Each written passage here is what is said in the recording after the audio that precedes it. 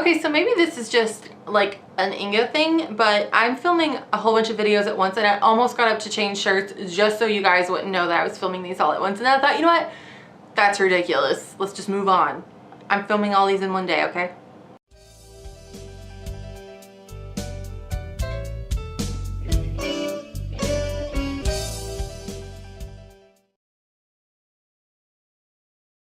So as the title says, this is my May monthly wrap up, and yes, it is very late. I apologize.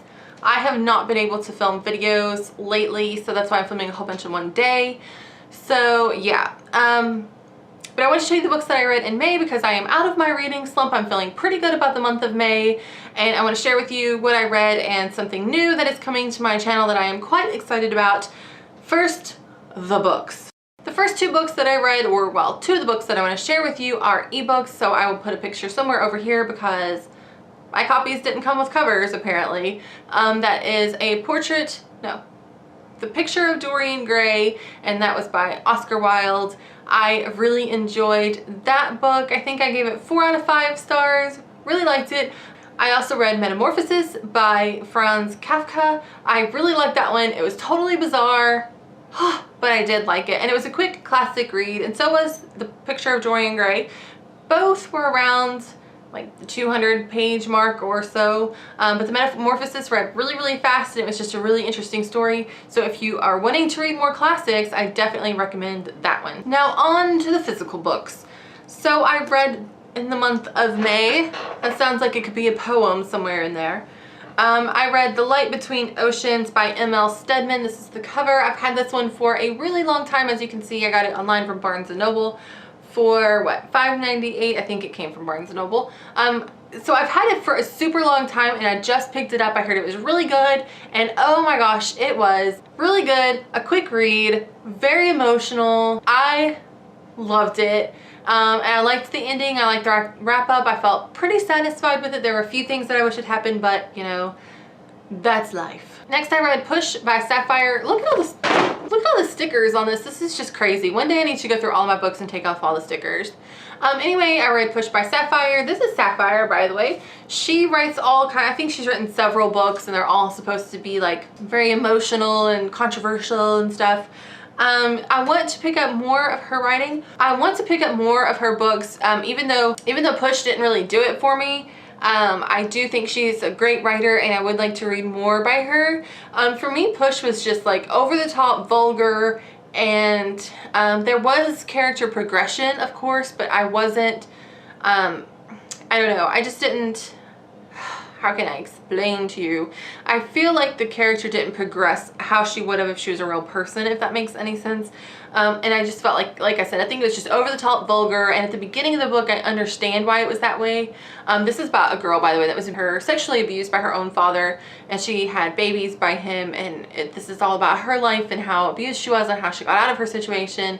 And she was illiterate, but she was in school, and how she dealt with that.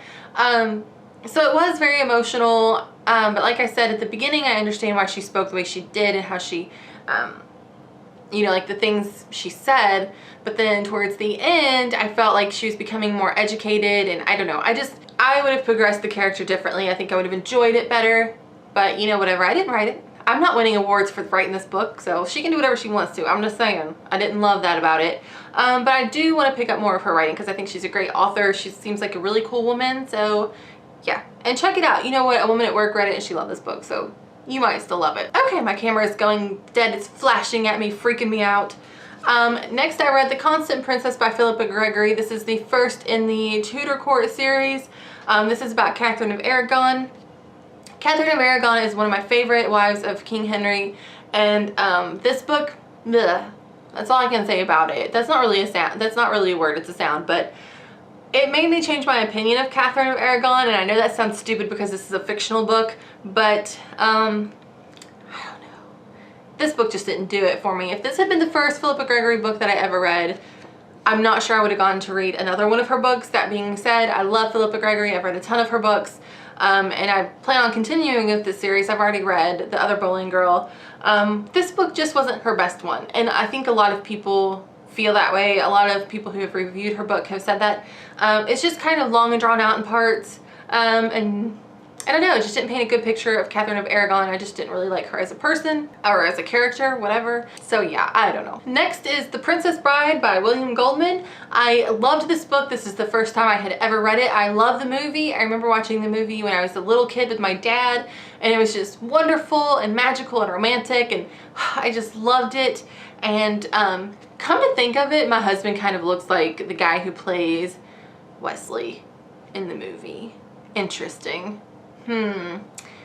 Anyway, moving on. The book was great. I felt like the extra commentary was kind of annoying at times, and it says you can read the book without reading the extra commentary, but I cannot do that. I have to read every single word in a book for me to feel like I actually read it.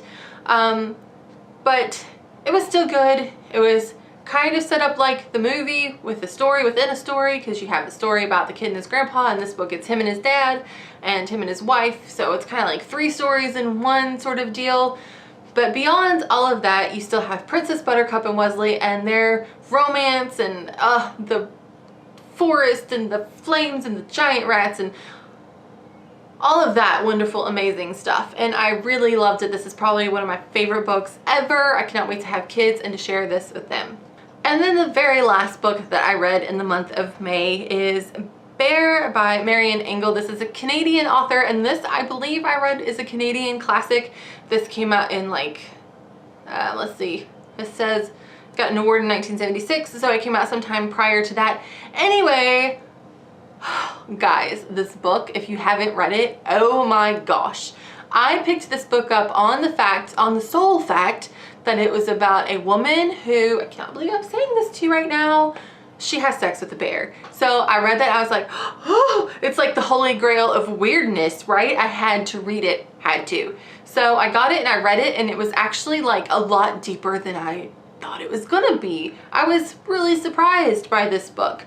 So yeah, this woman who's like a librarian, she gets to go away in this secluded like house that this man has died and left to this like institute, and she has to catalog all his books and things, and it seems like a really boring job, and she doesn't get a lot of human interaction, and she's had all these failed relationships. And this man whose house she's at had a pet bear, and they're like, you have to take care of it. Well, she takes care of it, if you know what I mean.